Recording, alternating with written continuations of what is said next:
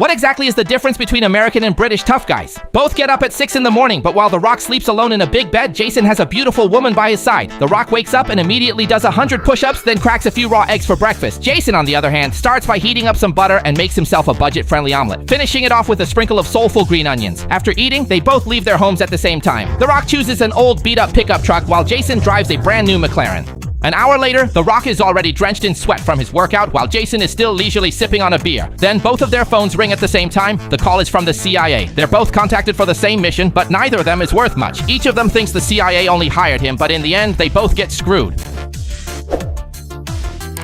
This guy, I've been there, done that. The minute he gets involved, you can forget about finesse because this guy only knows how to smash things. Yeah, and Mr. Arson here only knows how to blow stuff up. So, And the fact is... no offense. Oh, no offense. The two of them argued like this for half an hour, still not knowing what kind of mission could possibly require both of them to be called in at the same time. It turns out that a special agent named Hattie, while transporting a virus, not only took the virus for herself, but also killed the other agents who were escorting it with her. The CIA believes that only by having these two work together can they defeat the virus and the enhanced humans. But neither of them expected that they would be so prejudiced against each other, and before long their argument was about to turn physical. And we'll talk through this.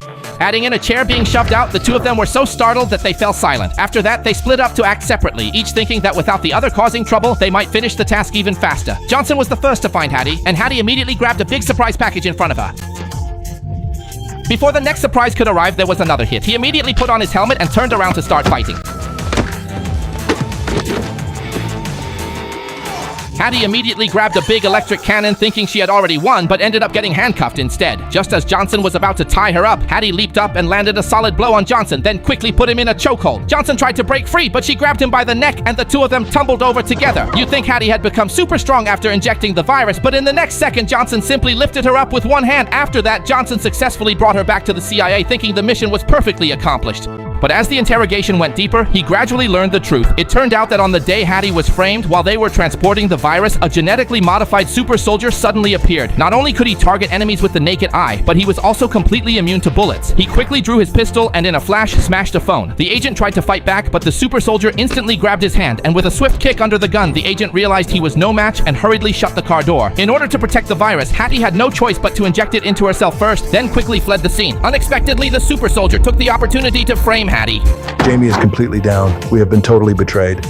She has already taken the virus. After learning the truth, Hardy was about to retrieve the virus when suddenly a loud bang rang out.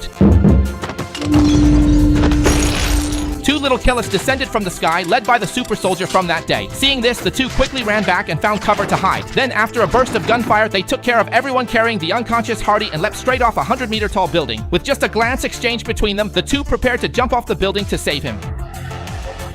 Shaw 128. No one tells me what to do. Jason turned and walked toward the elevator nearby, planning to take a safer way downstairs. Meanwhile, the black guy was still carrying Hardy and running downstairs, completely unaware that someone was chasing after them. At this moment, Johnson suddenly let go of the rope and lunged directly at a little crummy, then pointed his gun at Jason. Seeing Jason's smug expression, Johnson raised his hand and knocked Carla out, then quickly moved toward the elevator, slamming right into it with a bang. Fortunately, the glass was sturdy enough and Johnson flung Carla aside with one motion. Then he kept scrambling downward, but before he could react, he was knocked flying by Johnson. At this moment, Hardy also woke up. He quickly grabbed a dagger and cut the rope in one swift motion. Both of them fell onto the platform together just as Johnson arrived and sent them crashing down. Johnson got up ready to teach this guy a lesson, but the black guy wasn't worried at all because in his eyes, everything seemed to slow down automatically. He successfully dodged the attack and with a single move sent Johnson flying. Johnson seized the opportunity and launched a flurry of punches at the black guy. Unexpectedly, his opponent was invulnerable to both blades and bullets, so Johnson quickly pulled out a pack of explosives.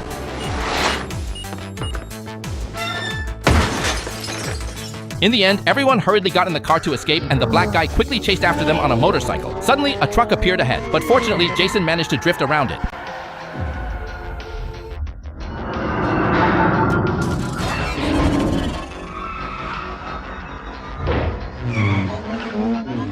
Who would have thought the black guy could pull off the same move? Seeing the black guy relentlessly chasing from behind, Jason suddenly jerked the steering wheel.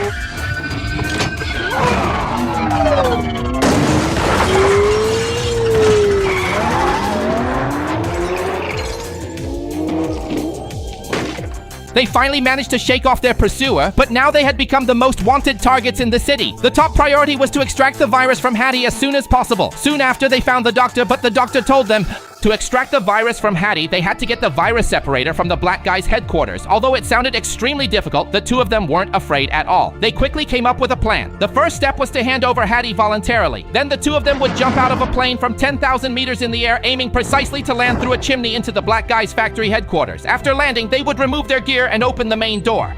Pick a door. I'll take this one. Nope, that's my door. It's a matter of principle.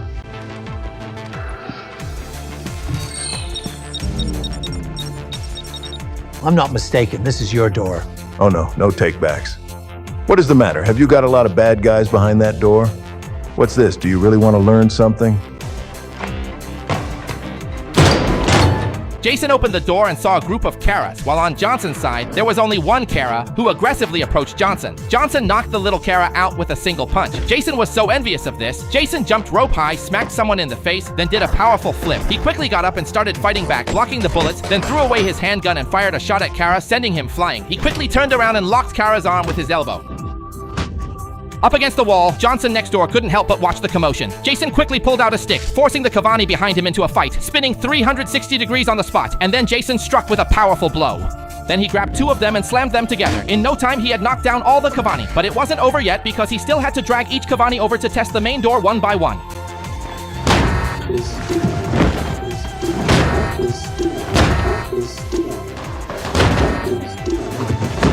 The two of them finally managed to open the main door, but then there were even more people waiting for them. The two were instantly subdued, and when they woke up again, they found themselves tightly bound with thick chains. Nearby, the big guy was preparing to execute them. Meanwhile, Hattie was also tied up in the laboratory, and they had brought the doctor in to extract the virus. Just as the extraction was halfway through, Hattie seized the right moment to make her move. Ah!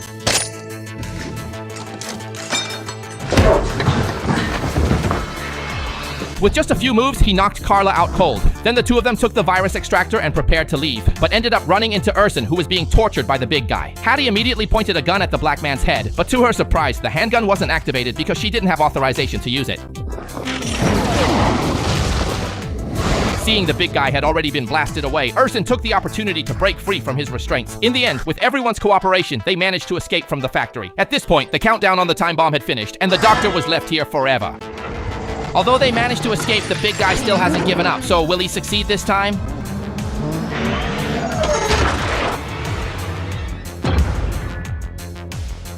The big guy still failed. They had no intention of letting them go, so he tried again, and this time he finally caught up to the second floor.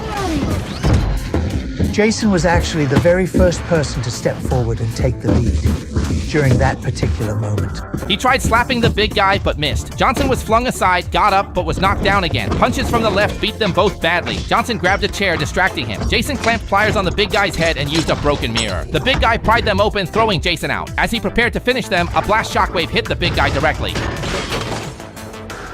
Just like that, the three of them managed to shake off the big guy. Although they successfully protected the little truck, the separator was damaged during the fight. Now they needed to find someone to fix it. Johnson quickly thought of someone, his own family member. So they traveled over mountains and hills to Johnson's home. This was his first time returning in 25 years. Johnson's family is full of tough guys, and at home, he only ranks near the bottom. Johnson is simple. He exchanged a few words with his family and then got straight to the point. Now that the super soldiers have made a comeback, they not only have to face cutting-edge technology, but also extremely powerful super soldiers. While their tribe's weapons are very outdated, they can't even find a single gun. What should they do? Fortunately, they still have Hattie. She hacked into the enemy's weapon system and successfully disabled their weapons for 6 minutes, then set up layers of traps for them. That night, the old black guy led his large army and arrived. Johnson put on Maori clothing and stood at the very front with his brothers. The old black guy didn't waste a word and immediately ordered them to open fire, only to find that all their weapons had malfunctioned. Then, at Johnson's command, the battle officially began. Without the advantage of advanced weapons, the old black guy's men were no match at all, and before long, they were at a disadvantage. The fight continued all the way until dawn, but soon enemy helicopters arrived to provide support, quickly turning the tide of the battle. At that moment, Hattie, who was in the middle of extracting the virus, was discovered by the old black guy, who immediately tied her to the helicopter. Seeing this, Johnson and his brother rushed to rescue her. As the helicopter was just taking off, they floored the gas pedal and hooked a chain onto the helicopter, preparing to forcibly drag it down. But the weight of a single car was just too light. Soon, the rear wheels were already being lifted off the ground. Johnson Johnson's brothers immediately drove over to help, hooking another car onto the chain, but even with 2 cars, it still wasn't enough. So they added 2 more cars, making it 4 cars in total attached to the helicopter. As the helicopter dragged them all to the edge of a cliff at this critical moment, the brothers activated their acceleration devices, forcefully pulling the helicopter back. With just one crucial move left, Johnson grabbed the chain, summoned all his strength, and Hattie coordinated perfectly in time. So in the end, who did the helicopter belong to? The situation kept changing.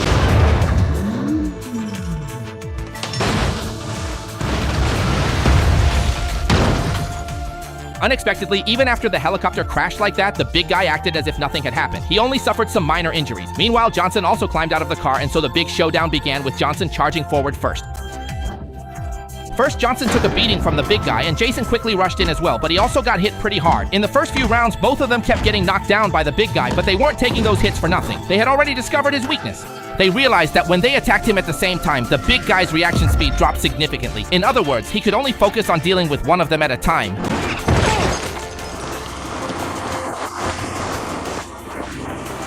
Johnson went up first to take the hits, while Jason seized the opportunity to attack from behind. When Jason, who was behind, got attacked, Johnson quickly used his head to strike the big guy. Soon, the big guy was beaten so badly he became dizzy and his reaction slowed down. In the end, the 2 of them joined forces and knocked him off the cliff. After this battle, the 2 men who originally couldn't stand each other became good buddies. That's the end of Fast and Furious, Hobbs and Shaw. Don't forget to like, comment, and subscribe, everyone. See you next time!